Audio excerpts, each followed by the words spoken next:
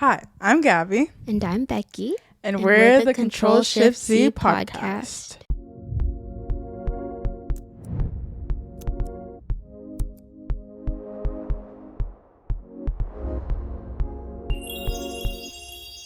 Welcome to our second episode. That's crazy. And today we're talking about academic pressures.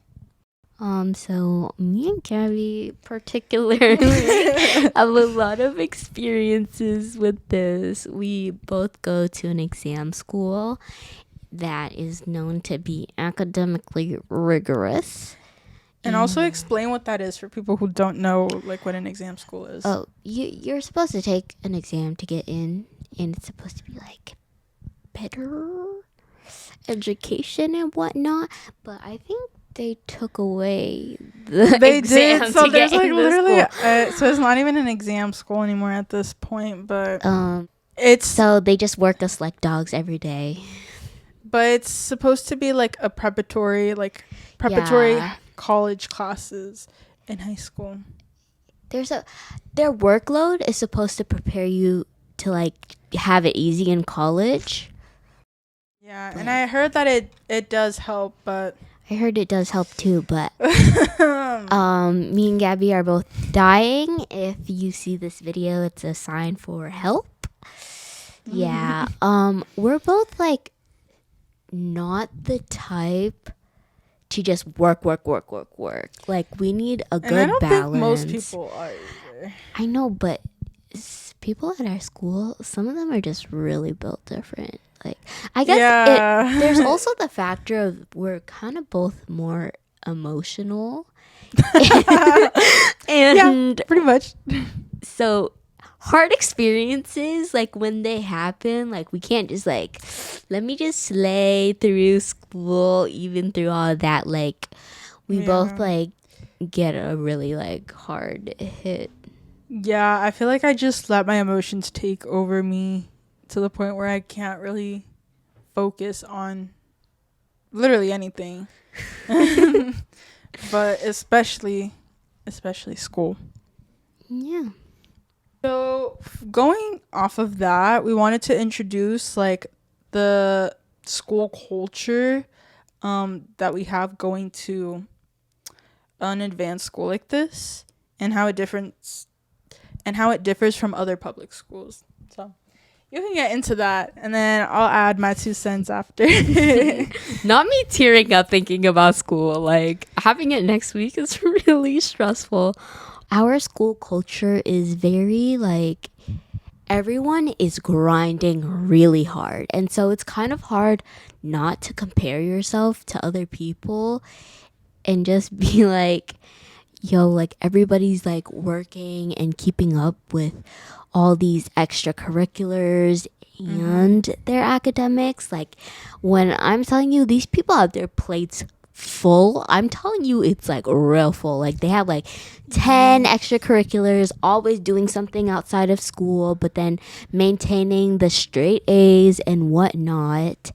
And it's just like, it really sucks because if you aren't doing the same thing, you feel like, oh, I'm falling behind, like I'm not going to stand out to colleges when I apply. And then just all that pressure kind of snowballing, it eventually gets to you. And so and not only that, but the people at our school, I'm not saying everyone is like this, but there's a lot of shame in getting bad grades, or like, even like average grades is like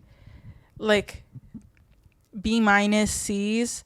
Like it sometimes it really is hard to get those grades, but anything other than a B, I guess, would really be looked down upon. And I think that's just because the nature of our school is getting like the top kids from each district, or no? Well, you get the gist of it. Like each school, you're getting the top kids from each school. So it's just all of us against each other. It's very competitive. And my friend has also given me this analogy, like a lot of times when we did have this discussion, and she would tell me that it's a lot harder to stand out in a school where everyone is a golden apple, whereas if you go to other schools where the reality of it is that there's a lot more bad apples than quote unquote good apples, you know, or the golden apples. So that's something that really it makes it definitely adds another layer of pressure going to a school like ours. And just when you do get these like average or bad grades, it comes as like a culture shock to the other kids. Like they're like, how can you possibly stoop that low? Like it's just unheard of and just really like a foreign idea to them. I feel like in our school, like the way that we're talking about it, it kind of seems like people are very blatant about it and very in your face. But it's not even like that. It's kind of like an unspoken rule where like no one is gonna, unless there's always those annoying kids that say it to your face, but a majority won't. Oh, trust, and there are, and I've experienced it, and my other friends have experienced it, and just there are just some really pretentious people out there. Yeah, but for the majority, even the people who do good, but like they got like, you know, decent social skills, it's just an unspoken thing, but there is that like tension there, and that shame of like, oh, I'm not as good as them, or that they're not doing as good as me. For some people, I don't think it's necessarily that. I feel like it's the other way around though. Yeah, it's supposed to be like healthy competition too. Yeah, to prepare you for the workforce and stuff like that. But yeah, but in my mind, at least how it's affected me, it's just like comparison issues. It brings up a lot of and that's outside from things that you bring in coming from like middle school into this high school. Like obviously, like just our home lives, there's already things with comparison, social media, all of that. But then going to a school like this, wow, comparison is just like put on a pedestal, bruh. It's damn, like I really, bruh. We're both getting heated talking about school. Like we're just like, no. I feel like we tend to put a lot of people on pedestals, because of the nature of our school culture. Yeah, and because of that, like, it's just so hard to normalize being normal. Most deaf, because it's kind of, it even gets annoying because I feel like the kids who get good grades, and I'm talking good grades like straight A's, like anything other than that is not necessarily good grades. So there's always the kids that get those good grades, and when they're like about to take a test, or they just finished taking a test, they're like, oh my gosh, like I just failed, like I did so bad. Oh my god, that's and they got like a 96%, and then I'm over here with my test like, oh, was that bad for you? Was it now? It's even like more like hard hitting because I used to be one of those kids. I'd be like, oh my gosh, what grade did you get? Like 89. Like it's so bad. Like, bro, I wish I could have done so much better. And like in the moment, it was like I genuinely wish I could have scored higher, because it's always like once you like kind of set that bar, you want to go higher and higher and higher. Mm-hmm. And so it was like a genuine thing, but like it's so, of course, like I'm sure okay, some people really are trying to do it to like brag, and like aside from those people, but there are also people like that who are just like genuinely like, they have it with really high standards, expectations, and so it's just like not so great hearing it when you're somebody who didn't score as high, especially when you're like actually good friends with them, because the majority of the people that have said that without a majority of people that have told me that without an ill intent behind it have been like my own friends. And the people who like act like that with ill intent, they're not really my friends. So yeah, in a way, it like kind of hurts more. But we also understand that they're like that on themselves, and it's hard to not compare, like when a situation like that happens and it's like, oh, does that mean I need to do better, or does that mean I need to be on her level or his level? But sometimes it's just because that person has that expectation for themselves, but it doesn't mean that that expectation has to be applied to you too, if that's just not where you can be at the moment. Yeah, and just all these like factors like put into consideration, like it in a way it can be good motivation. Like it can help you strive to be better and set higher goals for yourself and pushing yourself to improve every day. But on the other hand, you can be pushing yourself so much to the point of burnout. Like Agreed. it's so easy to just slip into like robot mode and just like work and just feel like all this and you're still not doing enough even though You're it's the still, best you yeah. can do. It's like you're comparing the best you can do versus the best that everyone else is doing, and you're just like, it's not enough, I have to keep going. And it's not working. I've definitely had my fair share with that every year, especially like when you're actually getting into it.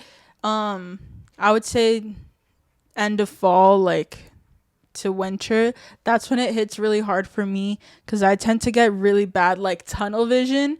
Like I'm just focused on this one thing because I have to be better, I have to get better, I have to just be more productive, and keep that consistency. But for me, I definitely have a lot of experience with that, and I feel like it really hits me like midwinter, where like midterm season is coming up, and I tend to get really really bad tunnel vision, where it's just like I'm focused on this one thing and I'm being like hyper productive, so productive but not in like a healthy manner, and it gets really toxic, especially if you're being consistent with that hyper productivity, and that just spirals down, and my mental health just is basically obliterated after midterms. Yeah, and since the standard is A, even like a B isn't well accepted, both just to others and yourself in this environment. So it's really hard if you do get like passing grades or like what you would consider good grades, but then just because this has become a norm, you just want to beat down on yourself and be so hard on yourself, and it's honestly not healthy and not worth it. And you forget to appreciate yourself and just all the hard work that you put into like getting that grade. And just because you have so much stacked on your plate, it's so hard to balance between like life, social, and school. And like, some kids want to be like working during the school year too. And it's just, if you're putting that much onto your plate, it's honestly not realistic. I mean, No. I've seen like a TikTok where like this girl was like, "Oh, if you want to do everything, you can do everything. You'll just have to sacrifice this, and this, and this. But if it's you not want as it, easy you as can." that. Yeah, it's everything is not as easy done than said, Or and easier said than done. yeah, things are a lot easier said than done, and it's just you kind of see a lot of people maintaining that balance per se often Wow. around And you. and again, it goes to like we put people on a pedestal for that, because I get so like wowed, so amazed Yes. when I see my own friends On have that social media, and they're just like posting yes, all these fun pictures, and you know that they're the type of person to be getting like straight A's yes, and and like they do still all these extracurricular. exactly, they still have time for that. And it's just You feel so bad about yourself. Like that yeah, feeling is so like you can't even put it into words. Like it's just awful. it really is. And it sucks because, at least for me, I really really want to do like a lot more extracurriculars outside of school, but we stay in school for like 8 hours, and after that, at least for me, it varies for different people, but I get about like 3 to 4 hours of homework a day after school. So having to do that and then take time for yourself and self-care, at that point, girl, it's already nighttime. Like, I gotta go to sleep. Like, I don't have time to go out for volunteer hours, go out to do an internship, do a job, or work a job, you know? And it sucks because I'm the type of person that, like, I have so many ideas in my head, so many goals that I wanna do. And I just wanna, like, when I wanna do something, I have to do it now. But with school, that gets in the way of like so many things that I want to do, and it just makes me feel like I'm I'm not at the same like place as them. Their timing is not my timing, you know. And it's harder for me, especially because I'm just like a slow moving person. I love to take my time. Me All too, my girl. friends call me mad slow. They're like, speed the fuck up.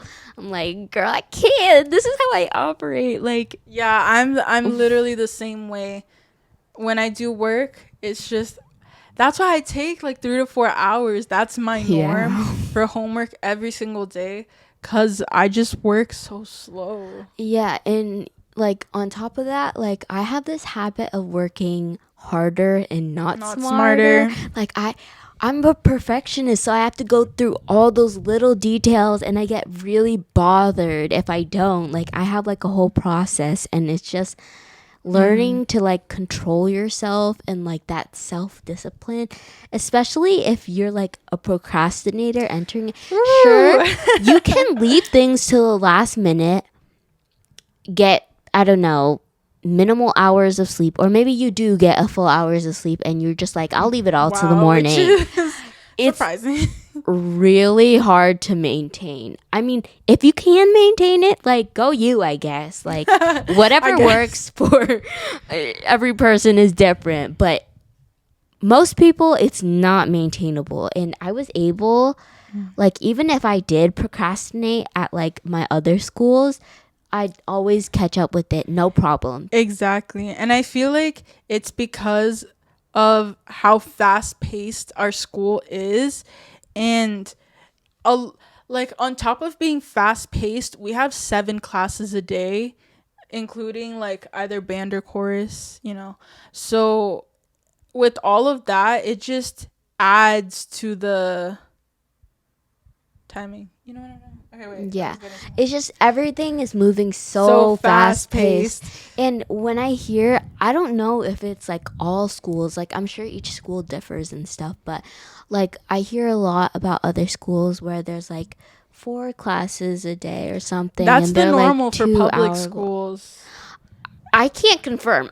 No, Like I talked we to go my to a other public friends, school. It's just exam. Like but when it's a quote unquote normal school, not to like degrade them or make yeah, we're not ourselves trying to be like pretentious here. pretentious. It's We're not just that at like all. Exam sharing schools versus our public schools, experience. it's public schools get like 4 classes a day, whereas we get 6 to 7. So it just adds a lot more to our workload too. Yeah, because you have like not only all these assignments in class but also out of Out of class, class. and they're separate, mind you. They're not like, oh, if If you you don't don't finish finish in here, class, yeah, like you you get can to finish it at home. take And it home. already, even those type of assignments, I already take long to do because I do again, too. I'm slow. And so if you add a whole nother like separate like thing on top of that, it's impossible for me.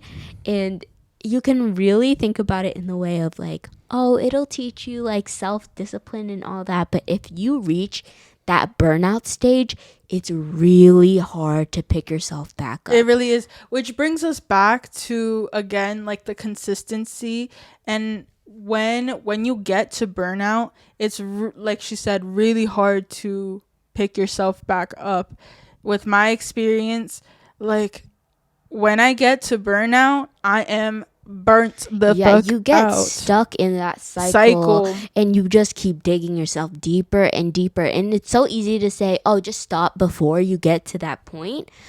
But when you're there, it's just like you don't want to be doing anything. You don't want to get up. Like, there's nothing that could possibly make you feel better.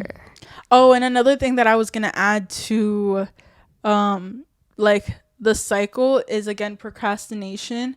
And I feel like my procrastination isn't necessarily because I'm just too lazy to do something. I don't want to do it. But for me, I get so anxious about doing an assignment where that anxiety just builds up over time.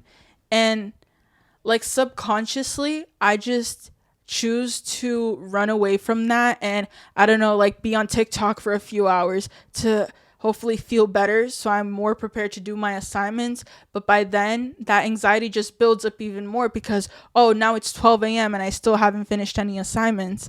And that anxiety is just so paralyzing to me.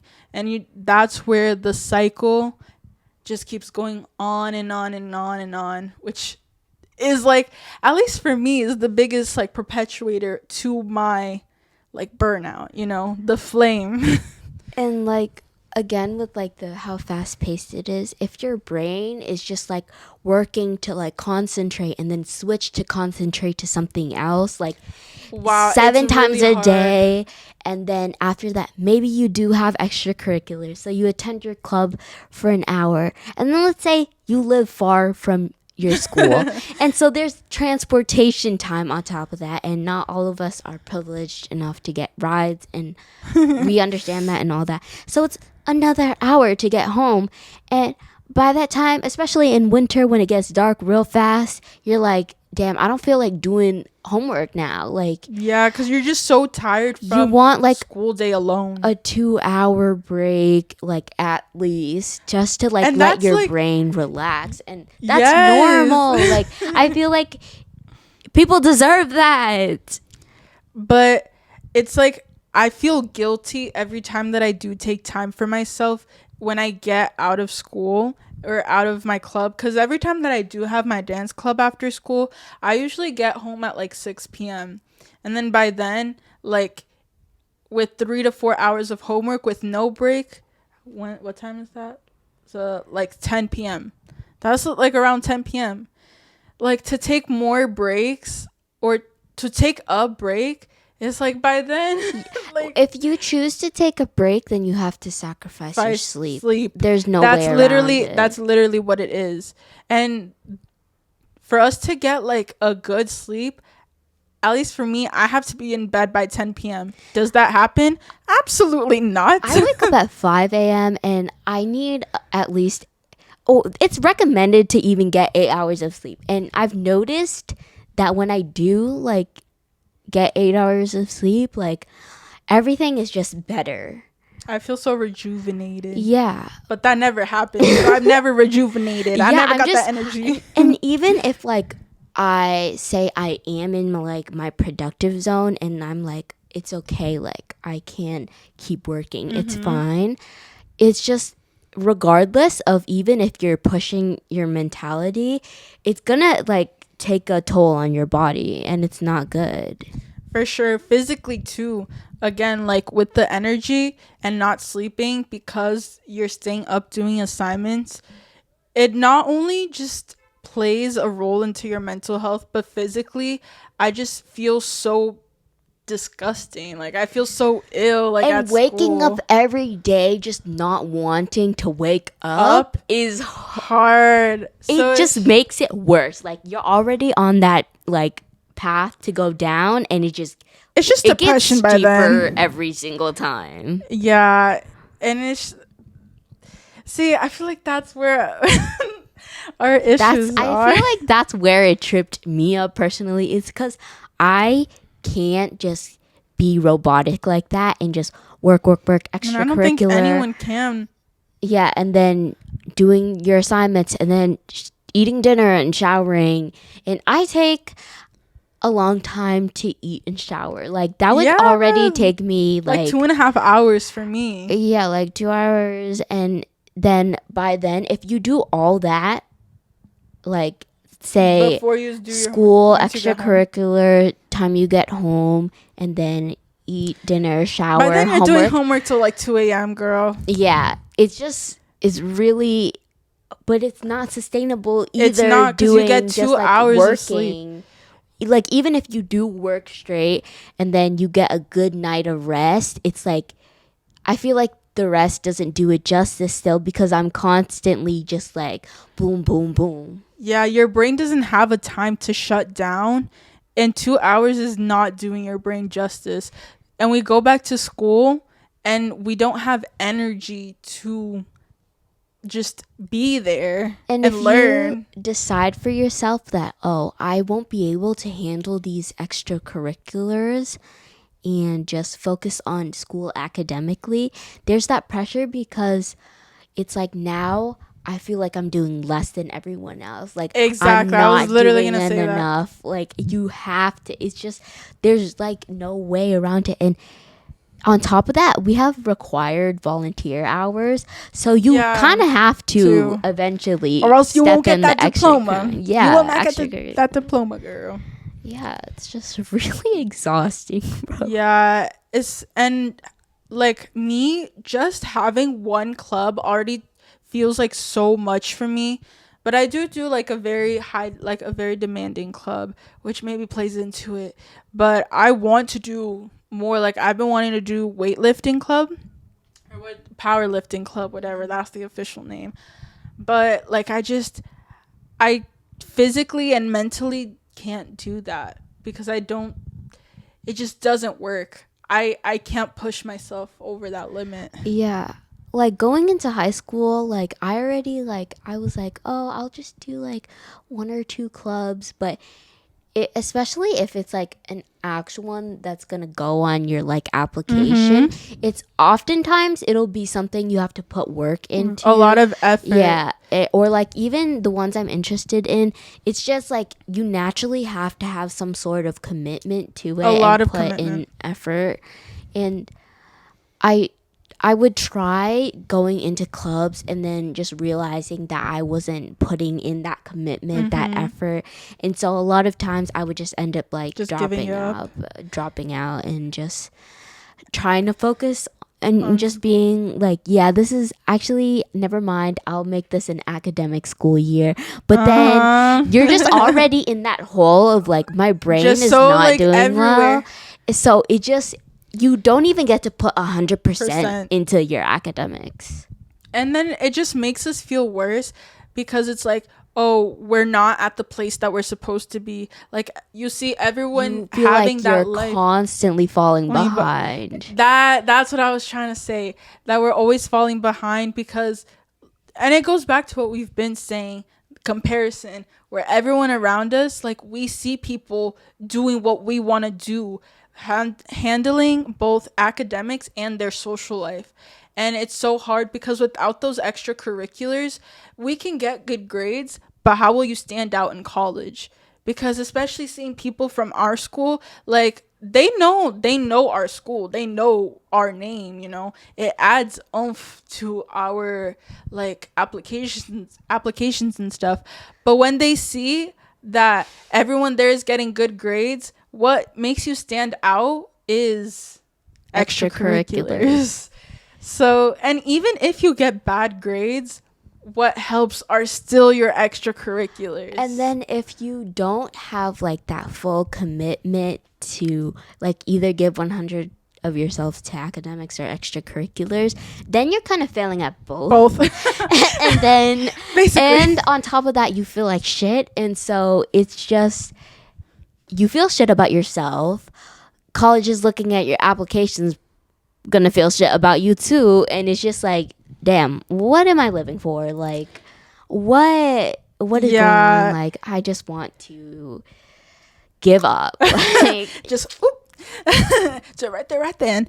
But and there are people who can manage our school, and like we're so envious of them, and like we wish we could do the same. But that's just not us. Yeah, that's just not us. And maybe one day we'll have someone on here who does it all, and we can talk to them. Maybe we will. Who knows? Hearing from those people too, it's just like they're like, I'm dying every day, but at the same time, they're up. Yeah, like, they're up.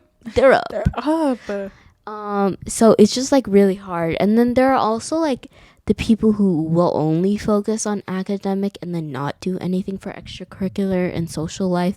But then you still end up envying them because then you have like they have higher grades than you, and you're like, damn. It's comparison either way, bro. Yeah, it doesn't matter. It's not a good even cycle. Even if it's not academic related at all, it's like even looks, for example, is something that happens a lot.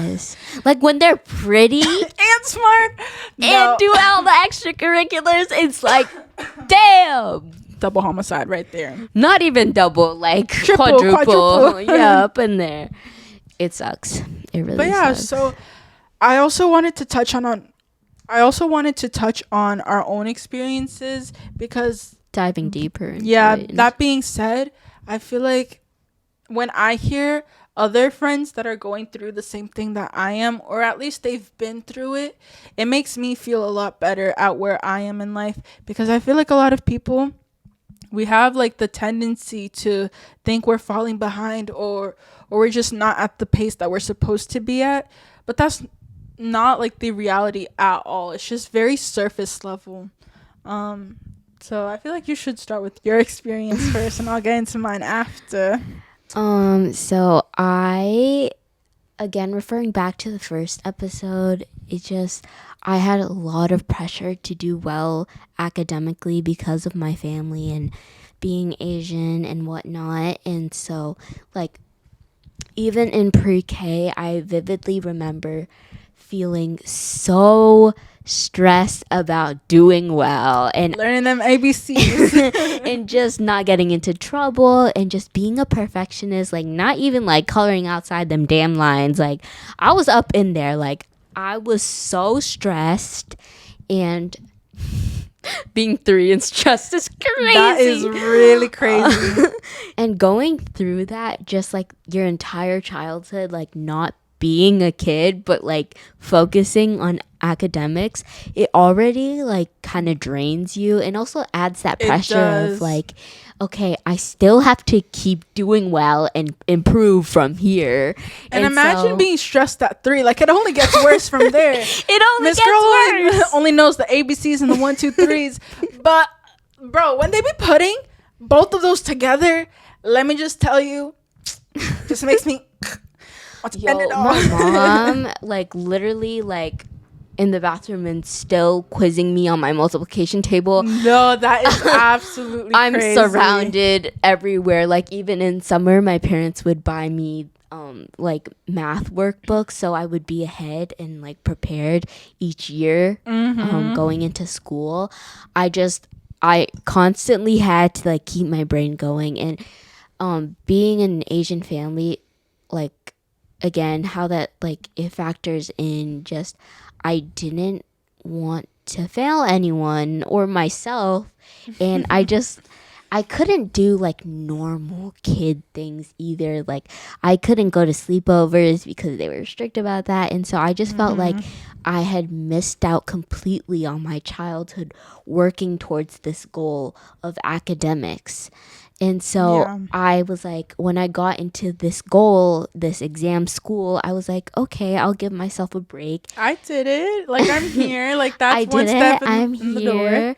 And it's middle school. And despite my parents always like going down on me and trying to get me to do better and whatnot, like it'll be okay even if I do like end up a little lower this year because it's middle school. At the end of the day, it's high school that matters. That's what everyone says, even though I worked hella hard my entire Yeah. childhood. And to specify, our school, although it's like mainly a high school, it starts in 7th grade but goes Yes. to senior year. Yeah. So yeah, okay, continue. And so I gave myself a little slack, but it was also like hard to give myself slack because I was already like so used to like working so hard. And then just being in that environment for the first time. Oh my God. I've so never scared. seen that many students in my life because I went to like my whole life I've went to really small schools. So like going to a school that has like over 2,000 kids compared to like 400, wow. And just seeing that everyone is working so hard, racing to the top and whatnot. It's like hard. Like when you start eventually like burning out, which I experienced, especially, which it was kind of slowly building the prior years. Especially because 7th grade, that's the grade that we got into this school. COVID happened that year. Yeah, at the end of 7th grade, and then just the Or entirety. the middle. It was the middle of 7th grade. It was March. The middle, Yeah. and then having the next whole year being online. I was not being able to go out. Like at first I was like, social. oh my God, this is gonna be great. I was the same I can way. cheat and Everything. I like as an introvert, I don't gotta go out. and Like talk to this is people. great. Like I this was will the be so same great. way. And like I've always been curious of what homeschooling would be like. I guess this was like Literally a taste every of that like public experience. school kid ever. Right? But I ended up like, I don't know like exactly what happened in my brain during that time, but I remember I began to like stay up really late and to the point where I just like couldn't sleep and I'd spiral out. I would be thinking about college in the middle of like 12 a.m. and just like staring up at the ceiling and then just ended up like crying. Like my mental health had somehow deteriorated to the point like the buildup, I like was aware it was there, but I was like, nah, I can handle it. Like this shit can't Just take playing me it down. off. Like this is all in my head. Like it can't fuck with me, really. Then it fucked with me. And I just reached a point where I did not want to wake up no more. I just and voice crack. And I wasn't even like, I definitely was doing fine, but like just in that period for the first time, I had gotten a C in my life. And it was unbelievable, even more so to other people because it's like, you're online, you can cheat. And Yeah. I'm your typical goody two shoes. Like I'm not saying I haven't cheated before or anything, but like it really puts a guilty conscience on me, and I'm not even good at it. Like I'm not the type of person Yeah. who's built to cheat. Like I'm not those slick. Like I'm like, even if I tried, it would show because like my facial expressions. You're just too nice. I'm too transparent. Yeah. And so when like I first got that, like I feel like everything was crumbling down on me and it was just like really bad. And it's like, even like prior to that in 7th grade, we have this class called declamation that's required. And Oh my as gosh. someone with anxiety, that was especially really hard for me. I really tried to look at it in the light of, oh, this will help me change and improve and be better. I got my first F. Wait, but let's explain what declamation is. Oh, it's where you memorize this like piece Speech. of text. It's or- usually like 200 words. Or Yeah. 200 it words usually. differs to like what class class you level grade had, and teacher, everything. and all that. But it's to build public speaking You skills. dress up real nice, and Mm-hmm. it helps you like be better at like public speaking, and then you say your memorized piece in front of the entire class with like controlling your voice inflections, like the volume of your voice and your like gestures and all of that shebang. And you got an F. And And I got an F. I remember because we were in the same gym class, 6th year, which is what we call like our 7th grade year. And I remembered asking you about it, and I felt so bad because you just started bawling, and I felt so guilty. And then everyone around me was like, "Bro, Gabby, like, why'd you ask her that? Like, you know she's sensitive right now." And I was, "Oh my gosh, I feel so bad. Like, I'm so sorry. Like, I really didn't mean it." And she was just bawling in the locker room. It's funny because I don't even remember that. It's because I bawled again after that. Like after I got the F, it's because I blanked out halfway. I stood there frozen. And you know what made it worse? My teacher was like, "Okay, sit in the desk in the corner that's right next to where people speak and write out the rest of your piece." I tried not to show it, but I literally wanted to disappear in that moment. Like, oh my God. And then it was the last period that day too. So immediately after, I went to the bathroom and my friends were following me, and I bawled my eyes out. Yeah. Like they were hugging me in the bathroom and I was just bawling my eyes out. And it was tough because after that I had a club too. I had a club meeting, and Oh my gosh, the club that you gave up. that I gave up on because of my anxiety. But anyways, I was late and I felt really bad, but like I needed that time to myself Which is to valid. recollect. And yeah, it is. And then I arrived late, and then I started bawling again. And then the club officers, they like, one of them saw and they reached out to me and they were like, "What's wrong? Like, why are you crying at this club meeting?" And everyone's like just dancing and doing their own thing, and I'm just like standing there bawling, and like I'm just talking to them and they're like, "Oh, it's fine. It doesn't really matter because like it doesn't affect your GPA, right?" No, I don't even think you really. Yeah, it doesn't affect your GPA because you don't really get. But like when you experience those type of grades for the first time, like when you're like an A like student growing up, it's like your whole world just crashes down on you. It's like horrible. And going back to like COVID period, I had reached a point where the buildup had gotten like it had just snowballed so bad that out of nowhere it just slammed me, and I was mentally, I didn't know why I was feeling so shitty. I didn't know how I could feel this shitty, how I couldn't sleep every night, how I was waking up and I was falling asleep on Zoom calls, and just it was horrible. But even though I got that 1C, I like maintained pretty good grades for like besides that years C. after. Yeah, just no, just like the whole year went fine except that 1C. And so I was like, I'll pick myself up like going into freshman year. Like this is when it counts. Oh my god. Oh my god. It only got worse from there. It's just like once you get to that point, and it's like when you're at that point, you don't want to ask for help either. It's like you don't, because you feel like you're so like deep in the hole. yeah, and it's you like can't. going to an adult about your issues is like one of the scariest things ever. It especially is. because I'm not close to my parents like that, and I wasn't close to any adult at that time, and so it was just hard reaching out to ask for that type of help.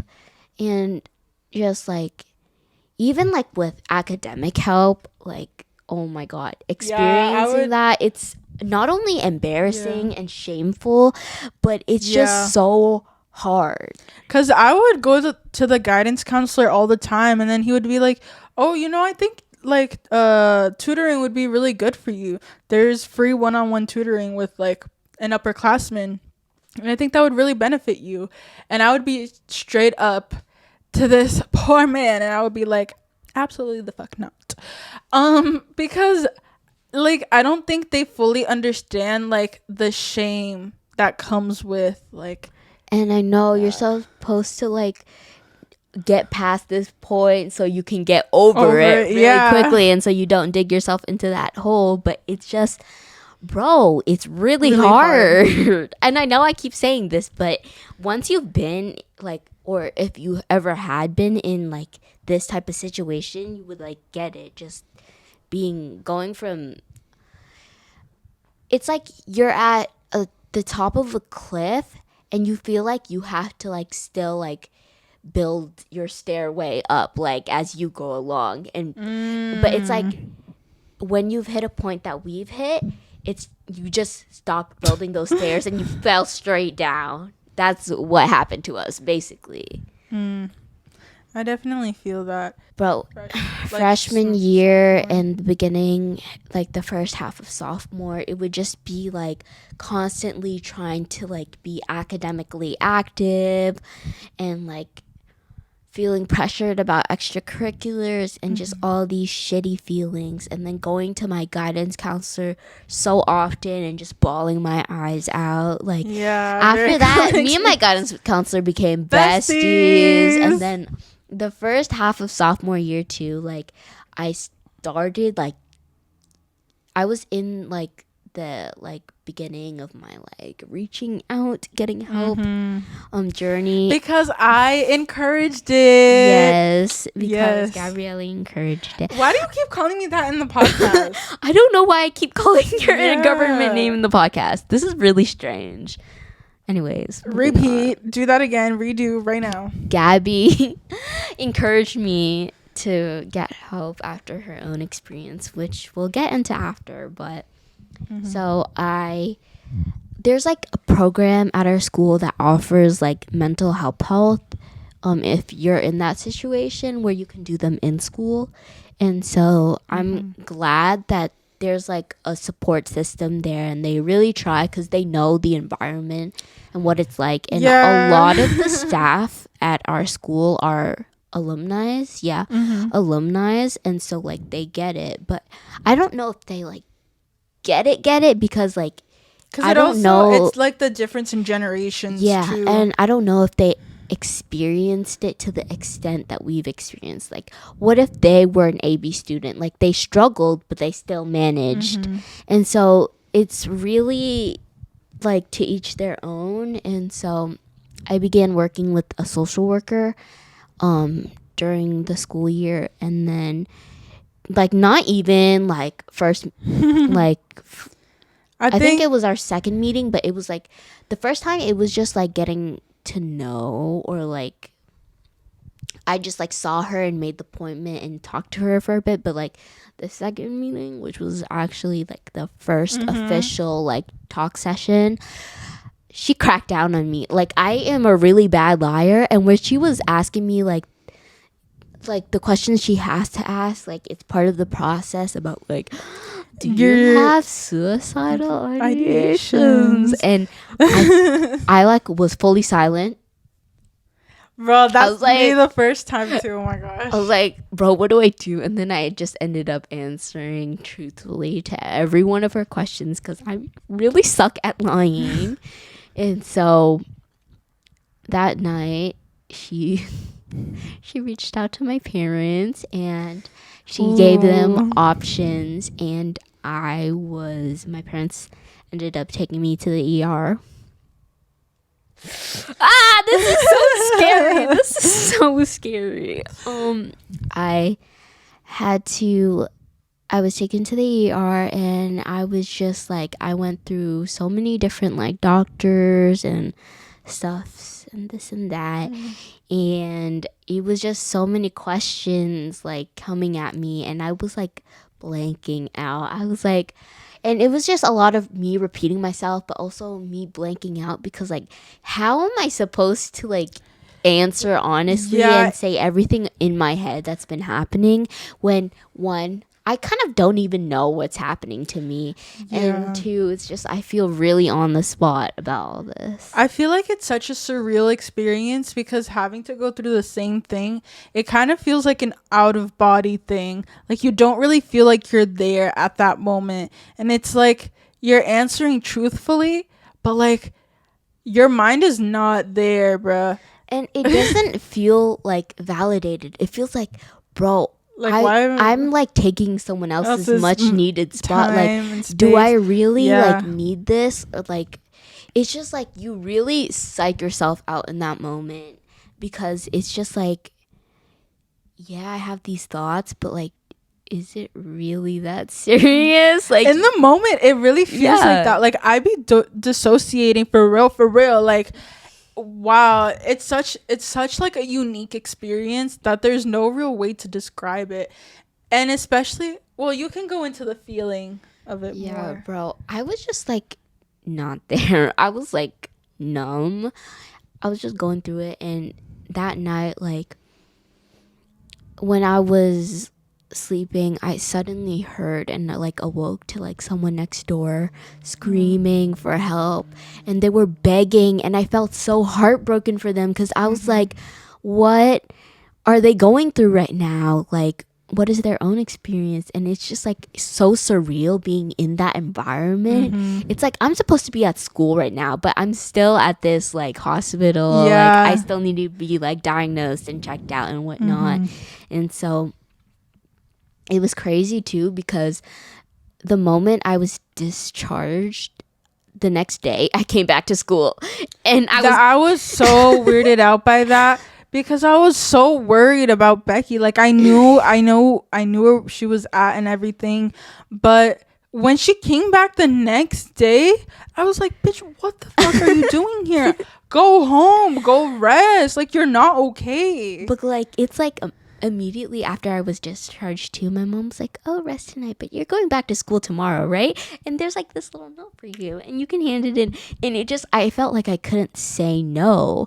And there was also that pressure of like, what would I miss out on if I did stay home? And so even though like I was like paralyzed with fear before like going to the ER, like I sobbed that day to my friends, and I was like, what if they send me away? Like Like, take how me will away I from my ever parents. talk to you guys ever again? So my friend was writing her number and telling me to memorize it so I'd have at least one person, and then she could like inform the rest of my friends and whatnot. And just going from just terrified, like paralyzed with fear, to numb, to just like thrown into your everyday life, it was just a roller Wow, coaster. And so just weird. and going into that process of like getting help outside of school. So from then on I started having therapy sessions, and I was prescribed antidepressants, and I was like on the track to like getting better and just healing and just. And you were able to pick yourself up a Yeah. lot by the end of the school year. Yes, I had like that was like halfway through the school year, and by that time I was able to like, it was so surreal to me that I was able to function again. Yeah. Like You got your shit together. I picked myself up. I was doing all my academic assignments. I was being really productive, and at times like too productive. I remember. Yeah, just like even like staying ahead of assignments. I would stay ahead so that Like I could give myself a break, but then I would just stay in that like in the zone cycle, of you were working, still, yeah. which isn't good. But like I was doing a lot better. And just this summer where I had, it was a lot different from my previous summers, because yes, last summer for me was different because I was able to volunteer and I did get out for half of the summer, whereas I'd be like staying home like all depressed and stressed about school, like, and doing those math workbooks Oh my in gosh. those previous summers. Like I was just being out and having a job for the first time, and also just being productive in working with the podcast and trying to fit in summer work in between all that. Like I'm like at a much healthier place now, I would say. And just, it's been a long ride, but But I've definitely seen yeah, growth. me too. It's surprising to say, but like, and like surreal to say that you see the growth. And like, even though like you were so like scared of like doing this big thing of like getting help, and you're just like, will it really make a difference? I'm still glad that Gabby pushed me and I took a chance and kind of, I did something scary to, for the betterment of myself. And Your I'm mental like health. so happy that I'm in a better place now. But it's also like I have to experience going into like the school year, junior year specifically, and that's just really scary. And Scary. just making sure to just that keep that balance of taking care of yourself, getting enough sleep while doing the things you want to do. I'm just, it's, even though I've like had experience of dealing with mental health in school at the same time, it's just going into a fresh new year. You kind of want to set expectations for yourself, but at the same time, you don't want to disappoint yourself later by those Yeah, expectations. And I feel so you. it's just, it's still tough. And there's always things you're just going to have to work your way around. But I'm really happy that I am where I am today, and hopefully I will continue the ride Continue. up. Yes. But straying away from me, Gabby's experience now, because as you guys heard, it had influenced me on my own mental health journey. Mine. See, I have a very unique story. But at least growing up with very, very bad family issues, I've always had very bad mental health. See, my mommy issues, like, they really were like thriving. In the 6th grade, that's where I'm starting the story. But I remember like the first time in 6th grade, like, that's when things between me and my mom were getting really, really, really bad. And it was just getting too much for me that, like, when I had my physical for like school and stuff, um, in a physical, they do your yearly checkups, even with the mental health forms, and ask you all those questions where, I have you didn't ever, get those before though. well, maybe that says something. But at least I got those every year, even before like I ever mentioned anything. It was just a norm to like check on like mental health I too. think there's something wrong with my provider, because like even before they didn't. And But maybe it's just me. Who knows? But yeah, and I remember being so scared to fill out that form because that was the first year that like I was really experiencing like anxiety and depression. And I wasn't diagnosed at this point, but I knew that I like I knew because I would do hella research. Like I would like do quizzes on like BuzzFeed or something. Like, am I depressed? Am I no, same. I feel anxious? like that's so real. I researched so much because I feel like that kind of like gave me kind of an answer to like why I was the way that I am. But bringing it back to that, like the sheet that I had to fill out, it was so scary, but I filled it out as honestly as I could. So she took one look at the paper and then she looked at me and looked at my mom and she said, "Ma'am, could you please just step out for like just a few minutes? It's nothing serious. Don't worry. I'm just going to talk to your daughter one on one just for a little bit." And I remember the second that my mom closed that door, and I was alone, I bawled my eyes out. Bro, I same. bawled, and I told her everything and like all the issues that I was facing at home, and just like having like separated parents too. Like, it's my mommy issues were wow. I'm telling you, it's really bad. I won't get into details here, but my family like home life was just really not good, So I talked to her about it, and she looked at me, and she was really nice. She comforted me a lot, and she was like, "Look, you're really young to like be dealing with this thing, with these feelings, cuz again, it was the 6th grade. I was what, 13 maybe, and I was already like feeling depressed and suicidal. So, it was a really hard thing, but I got depressed right not I got diagnosed that day, and I'm pretty sure it was February of 6th grade.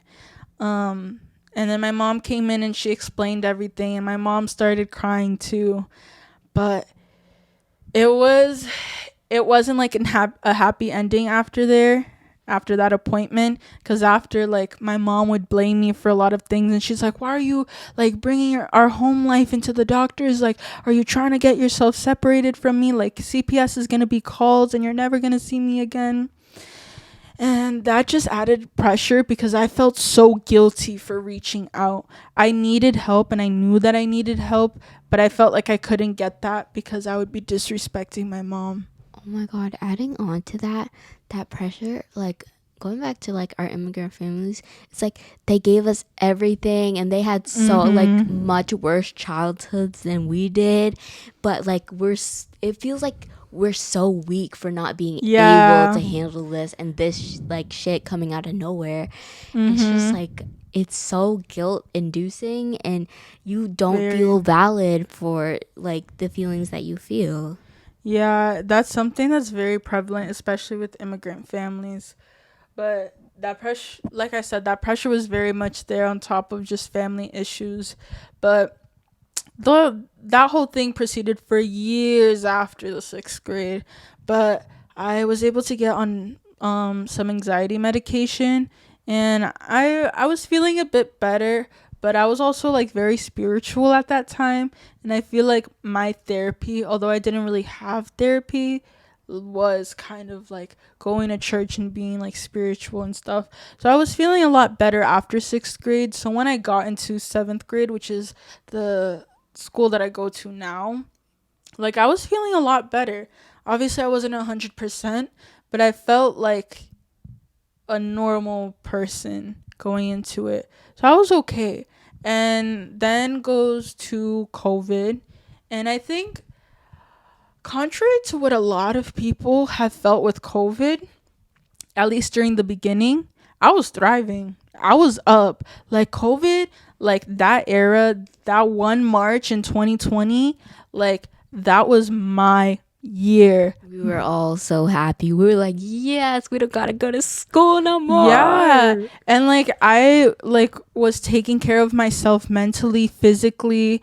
I like really prioritized self-care, and I was doing okay in school. I mean, again, it's just 7th grade, but like, I was being very social. I still like talked to my friends. I went out occasionally, the times that like we really did go out. But like, I was thriving. If anything, when I look back, my best version of myself was in 2020, like March to like end of summer. But then 8th grade starts, and that's where everything just goes downhill. Cause like, it was fine at first, but then again, where I find that I fall back into old patterns, winter hits around December, January, that era, and I find that I just don't keep up with consistency when it comes to school. Even though, yeah, sure, we could cheat. And trust me, I was taking advantage of that. Ooh, I was. But even then, because I didn't have consistency, like, it was just making me spiral. And that spiral was affecting my mental health. And then also, again, family life issues. It just, thing after thing was just stacking up on each other, and I went crazy. Okay, I won't say it like that, but my mental health peaked again in the 8th grade, and I remember I did really bad, and I my best grade was maybe like a B minus or a C, but everything was below that. So it was really hard. But because it was 8th grade too, and it didn't really matter, and like I was very vocal with my teachers about my mental health and my situation, I think they kind of like gave me a little bit of a pass, which is why I was even able to like get through 8th grade. That But was me freshman year. yeah, I really, although I did not get good grades in 8th grade, I pushed myself so much to just pass the year.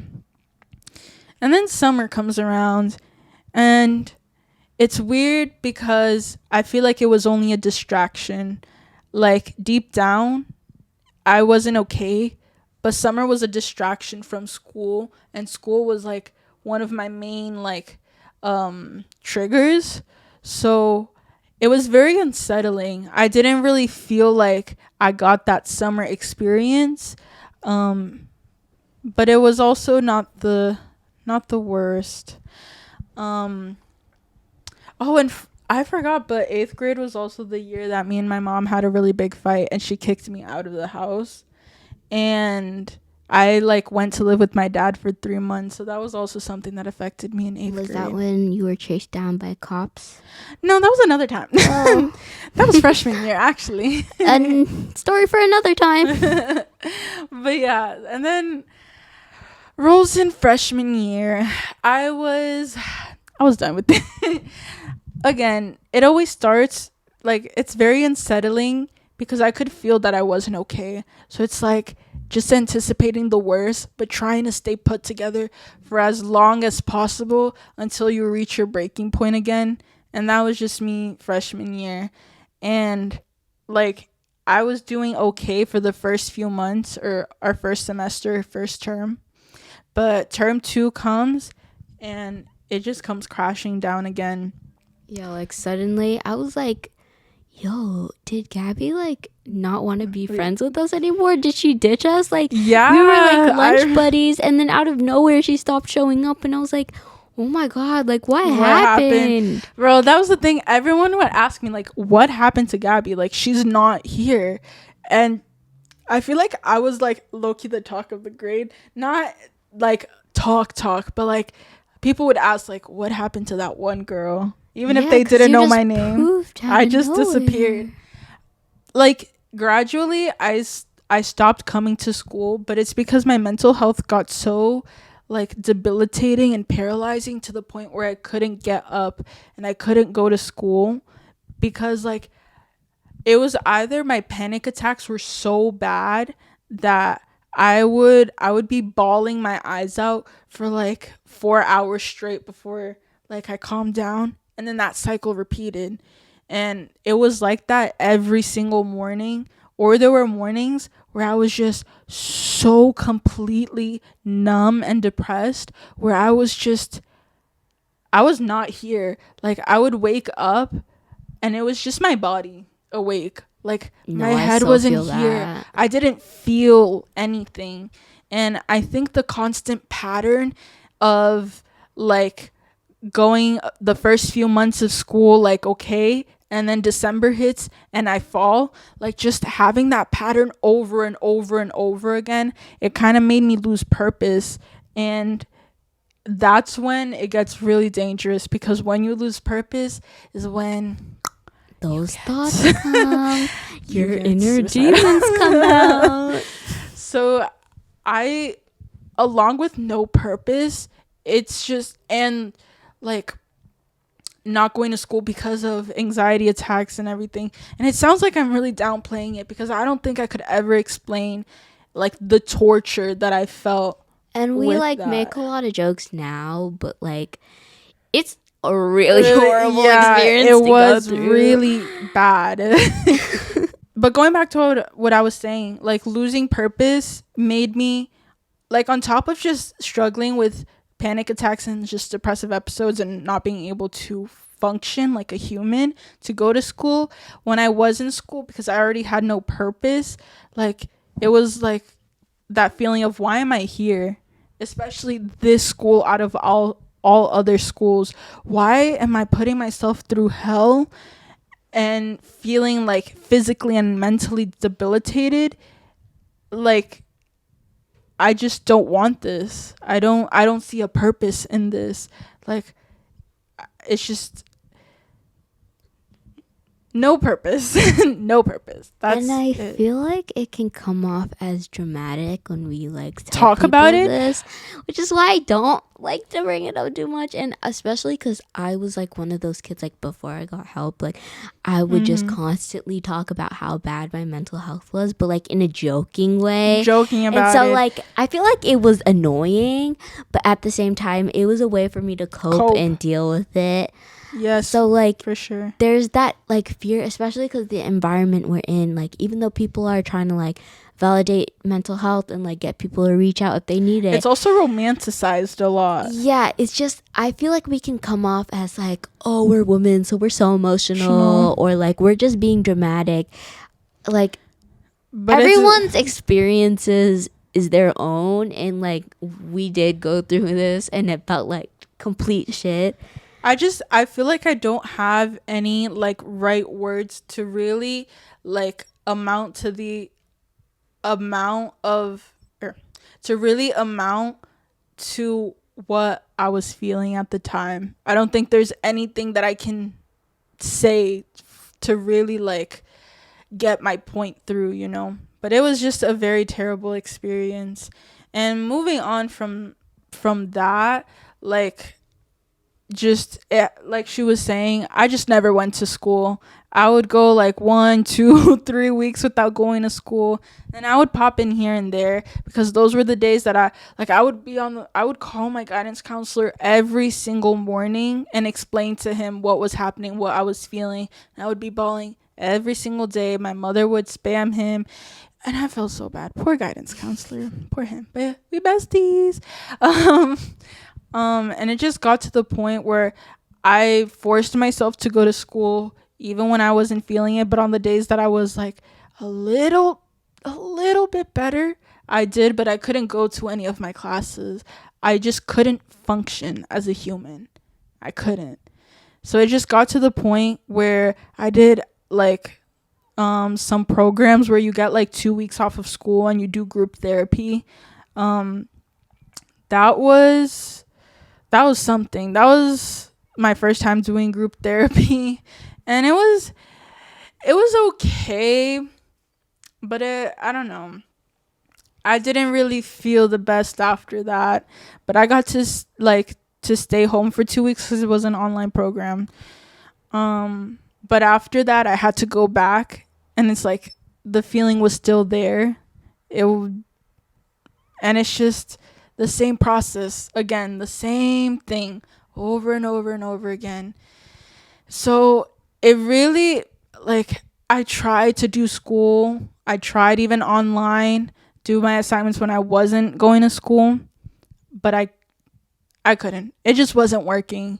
So me and my guidance counselors, we've had talks for the whole entire freshman year.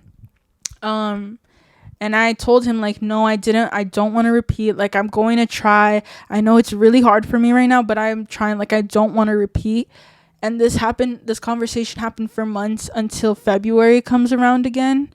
And we sit down and have a meeting with, it was in the memorabilia room. Have you ever been there? Is it near the Library? Yeah. Yeah, it was that big ass meeting table with a bunch of like administrators from school, the psychologist, my mom, and we were all sitting down, and it was just a big ass meeting. We were talking about all the plans, things, options that I had, and we just came to the conclusion that the best thing for me was to repeat the school year. And that was very like humiliating for me, because going to a school like the one that I go to with that culture of you have to get good grades all the time and just the expectations, like we were saying from the beginning, if you barely can like get like a C or a B, and that's already like played off as a bad thing, like imagine repeating the school year. Like that's like really humbling, really embarrassing. That whole experience was just Wow. It really was my breaking point, but it was the point that I chose to prioritize myself and my mental health over other people, because for the past few months of that freshman year, the only thing holding me back was other people thinking like, "Oh, she's stupid cuz she repeated," or like, "Oh, she's like weird, like she never comes to school." And I get it because I'm sure this like experience isn't normal for some other people, or they It's like find definitely it not a normal really occurrence. yeah, they find it like really hard to believe that like what we're saying actually happened, or you can feel so bad that you can like stop functioning. Cuz I was one of those kids. I was like, just do your assignments. Like I know, I was like, just go to school. yeah, just like do your work and like it will be fine. But it's not as easy as that. Going from that to like going through all of that and being where I am now, it's crazy that mental health can be so disabling in a way, but it's also a very real thing. And sure, like not everybody goes through it, and not this isn't everybody's normal, but for us, like this has become like a normal conversation and topic for us Because now. it just happens, like Yeah. our cycle, which is what's really annoying to me, and it's something that I'm working so hard to fix, but it's just a cycle that keeps happening every year. So we get stuck in that mindset of, when is it ever going to change? Yeah. Like, when is it going to get better? When am I going to be normal? Because every year you're gonna have the same set of expectations and pressure for yourself, and then you're going back to the same old like culture and environment, and it's just, how do you change when everything feels the same? Exactly. And even when I went back to school the following year, for sophomore year, like, I was really disappointed with myself when it came to the end of sophomore year, because with everything that I've been through, like, you'd think that like I would do a lot better, because like even the beginning of the school year, I was doing really good. I was doing my thing. But then again, December came around. That seasonal depression was real. It's real, y'all. And my grades just went downhill from there again. And like I was able to pass the school year this year, but it's just, it gets really annoying when you get stuck in this pattern that you can't break. Like, even though I tell myself, I'm still proud of myself that at least this year I was able to have some improvement where I passed the school year, but it's just a matter of not being as hard on myself. I need to tell myself that some improvement is better than no improvement at all. But again, having a school culture like ours, it's just really hard. And when you do like go down that path and you're not doing well academically, once you're at a good place, you're at this point of, I need to make up for all the bad grades that things I've like had. And so it's just that cycle of pressure all over again. And especially with me going into junior year this year, it's just, Oh my gosh, wait, I said sophomore year, but I meant I did freshman year again. yeah, And I was about like to say, first I of was sophomore. like, wait a minute. I forgot that I'm not. Okay. Anyways, continue. Yeah, it's just, I'm scared of going into that cycle all over again, because Me too. I went into the recovery path and I'm doing okay now, but what if this sets it off all over again? What if I That can't one do trigger. well?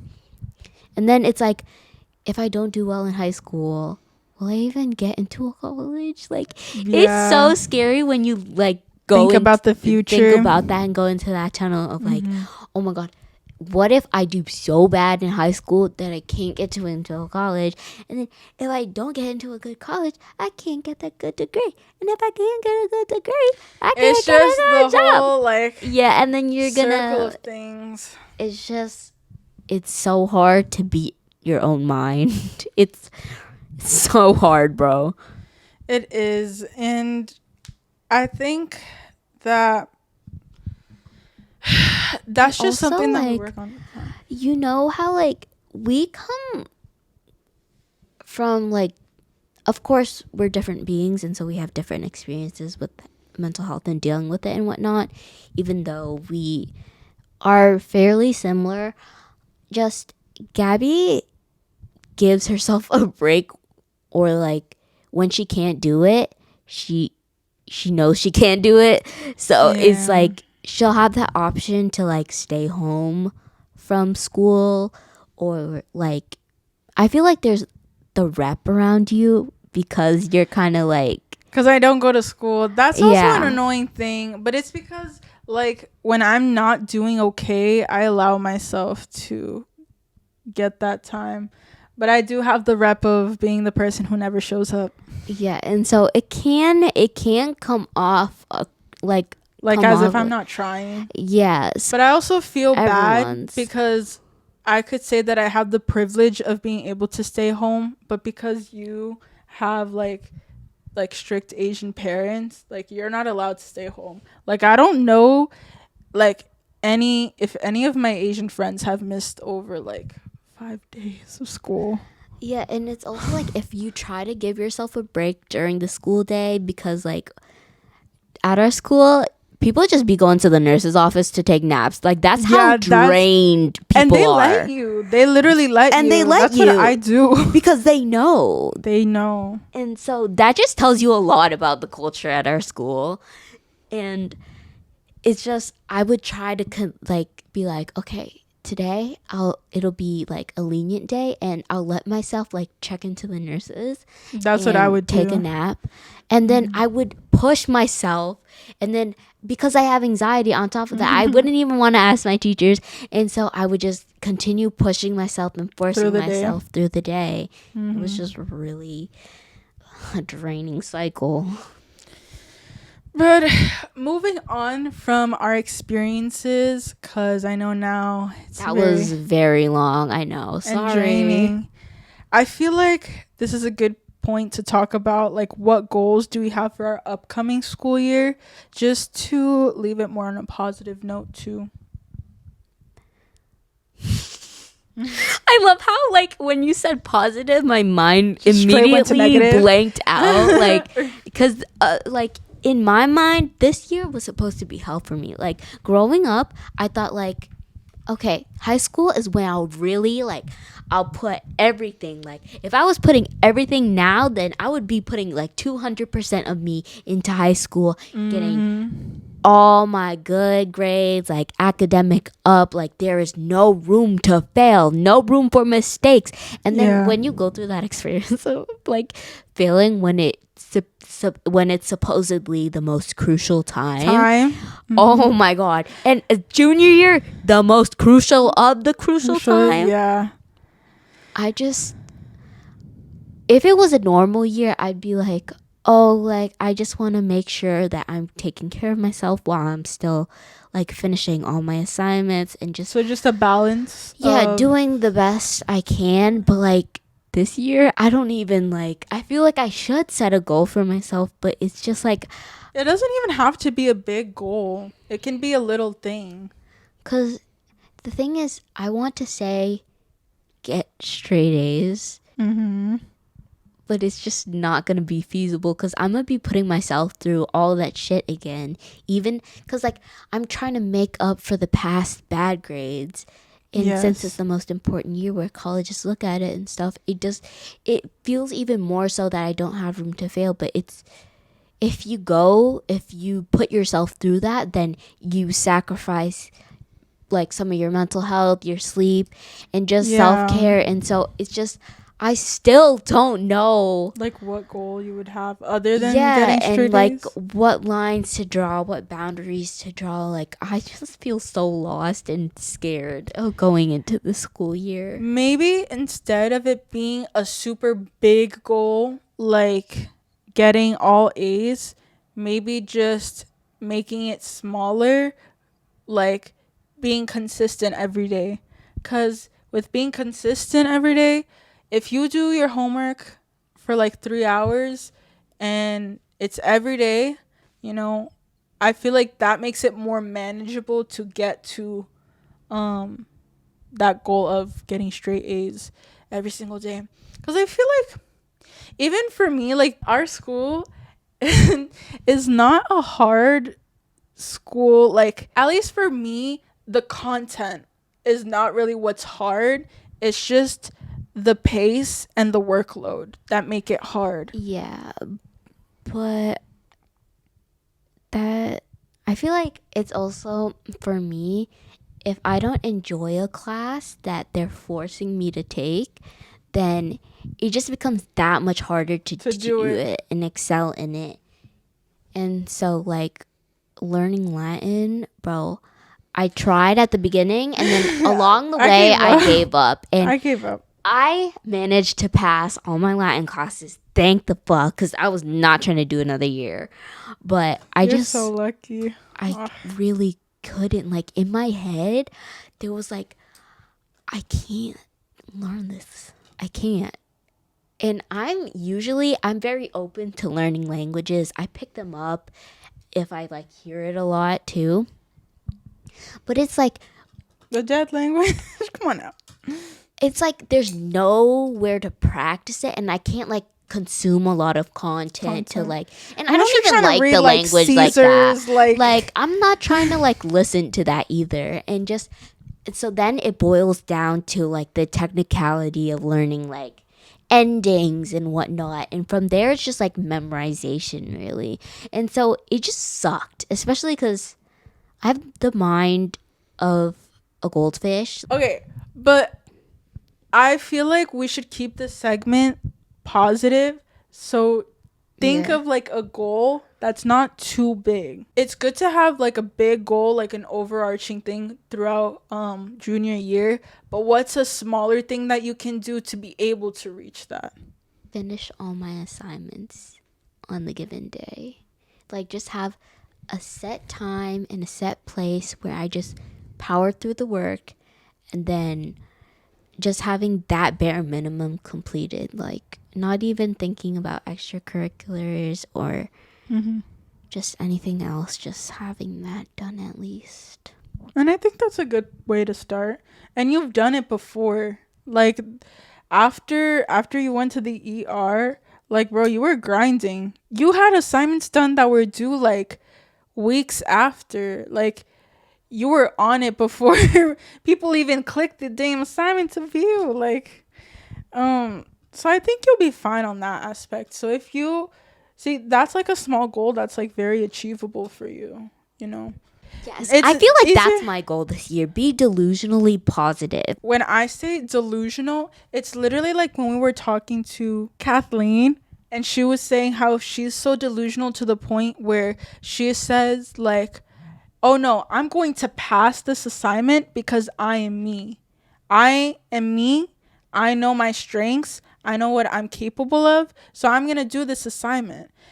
And passing an assignment does not always mean just like getting 100% on it, but you were still able to do that because you're you, you know, delusional like that.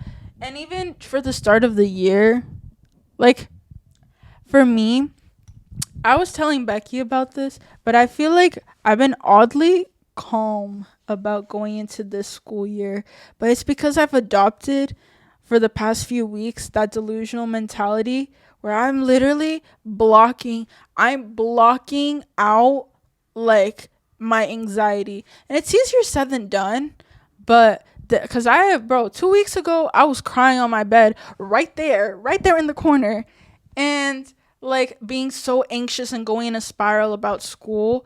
But like for me, it's literally tunnel vision. Like I have this one goal, and I think that my anxiety paralyzes me so much that I have to block it out and pretend that it doesn't exist for even just a few seconds. It might creep in, but as long as I keep that delusional tunnel vision, it's like it'll get through. You'll be able to like get through it slowly. At the end of the day, it's all mind games, bro. You are your It worst is. enemy and your It best is. supporter. It's really all about your own mind and dealing with it. And whether being delusional or saying all these terrible things to yourself. Like, it's a war against yourself always. It really And is. having it in check and in control. And as for me, I feel like my goal going into this school year is, I would say, being consistent with my assignments and also with my attendance, because I have that rep, unfortunately. But listen, I can't guarantee anything for my absences or my attendance, but I am really trying to be consistent this year. I'm not trying to put like, obviously I want to get better grades than last year, but I don't want to put a specific grade because I think that puts more pressure on me. So my goal is to just be consistent, because as long as I am consistent, that will give you good grades. Like, that's literally the secret of it all. And I feel like I found that out, but I just haven't applied it due to many different reasons, but that's my goal at least. Um, and now is I really wanted to save just the last few minutes to give some advice to people who are in a similar situation or have been. It really is about you. Like, you have that power on yourself. No one is going to stop you from laying down after school and just scrolling on TikTok for hours on end. Like, you can't leave that responsibility to anybody but yourself. Like, you really have to like have that self-discipline, or at least try and build that up. And just, And that's the scary thing about it too, because it yeah, adds more pressure and more anxiety, right? and learning to like do it in a healthy way and not letting your inner demons like creep out and like paralyze you with all these negative emotions and fear and anxiety and sadness. And if you do get to a point where you are reaching a point where like, I don't want to live anymore, first of all, get help, reach out. Links down below. We will be leaving resources, but you're just gonna have to expose yourself to all those terrible feelings and face them like head on. And I know it's so much easier said than done. And I've been in that cycle where I was paralyzed and I wouldn't get help, and I just let it continue to like attack me because it felt safer and it felt better. But realistically, I just wasted like 2 years of my life. And when you look back, it really sucks that you like feel like you missed out while everyone was like creating memories and reaching their goals. You were just doing what? Being sad, wanting to die, like But in I the feel corner like of the room. that's where we should shift like our mindset, because I feel like I have moments too where I feel like I wasted those years, especially coming Yes, as me someone too. who repeated the school year. And occasionally I do get those negative thoughts back, but it's those years weren't really wasted. It just, those experiences go to build who you are today. You wouldn't be as mature now as you were back then without those experiences. So although for me it was very painful, I feel like it was needed. And even when people tell you like all these things and give you all this advice, it never really clicks until you go through the experiences Yeah, that yourself. you've went It through. has to click for you. You can know all these things. Like, you can meet up with like the most intelligent person in the world and they give you all the tips and tricks.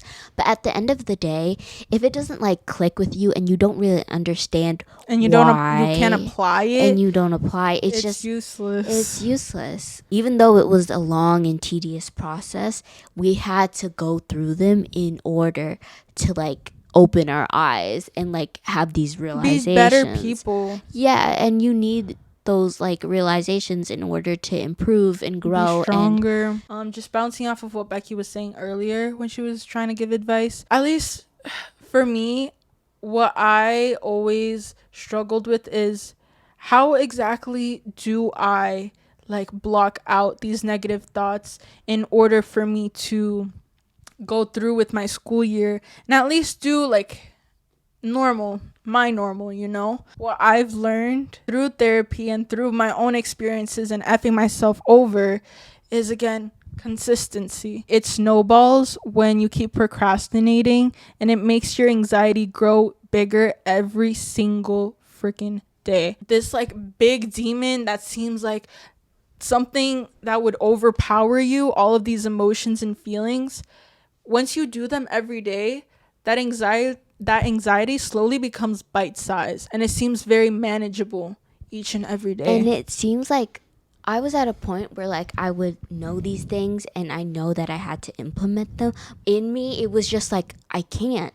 Like it felt Exactly. like I really couldn't. Like Because I I knew felt that. I I was knew like that. literally not. But in the back of your mind, you know that you can. Like you still have that power over You yourself. have that But it's power just you don't have to like sit around and wait and be sad forever and wait for the moment. to come, because it's not like that either. It doesn't just Yeah, come. you just have to wake up every day and try to make it through the day It and comes with those slowly experiences. become better. You listening to this, if you are going through this experience, you're just gonna be like, same old shit everyone else said.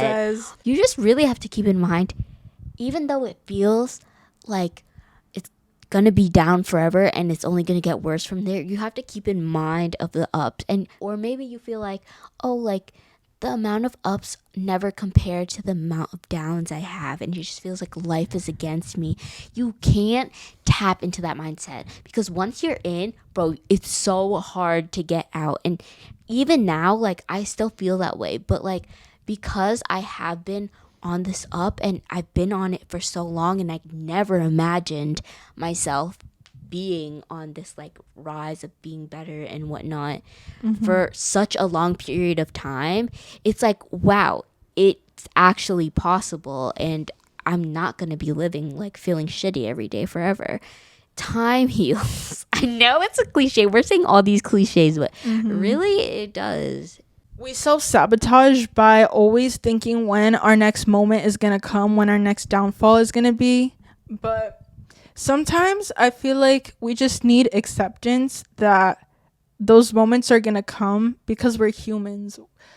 Life in a year, 5 years, 10 years, 20 years is not going to just go mostly up. It's going to be all over the place, girl. So it's just being realistic of life and how life works.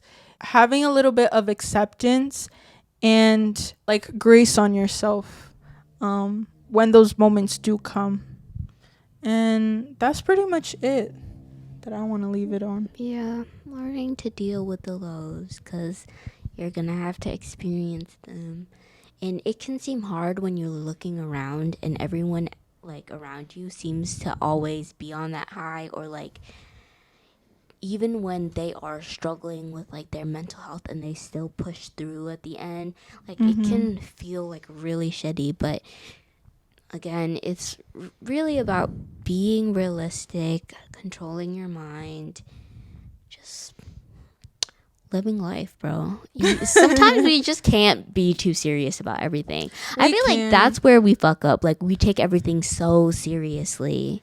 Exactly. So, yeah, that brings us to the end of our second episode. That's so crazy. Bro, Already I can't believe that we're filming our second one. I feel like in no time we'll already be like by the end of the year. Thanks for tuning in. You can follow us at the Control Shift Z podcast on Instagram and TikTok. And you can also watch our episodes that come out every other Tuesday on Spotify, Apple Podcasts, and YouTube. That's pretty much it for today's episode. And just remember that random thoughts can be important thoughts. So let's keep the conversation going. Bye.